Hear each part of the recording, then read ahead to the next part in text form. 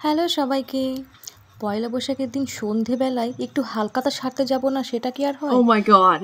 তাই একটা নতুন কুর্তি গায়ে গলিয়ে নিয়েই বেরিয়ে তারপর আর পড়লাম। কি? একটু স্টাইল মেরে এদিক ওদিক করে দেখে নিয়েছিলাম ঠিক কেমন লাগছে আমাকে, খারাপ না ভালো জানিও তো।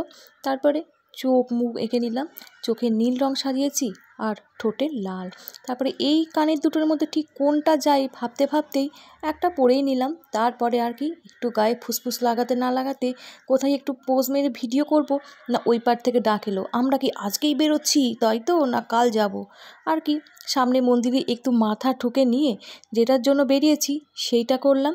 ওই যে ক্যালেন্ডার তো নিতেই হবে, আর একটা প্যাকেট ফ্রিতে পাওয়া জিনিস কে আর ছাড়ে বলো। তারপর পেট পুজো করার জন্য চলে গেলাম সামনেই বাঙালিয়ানা।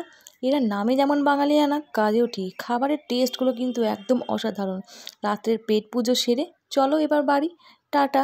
কে কী করলে পয়লা বৈশাখের সন্ধেটা আমাকে অবশ্যই জানাবে কিন্তু, কমেন্ট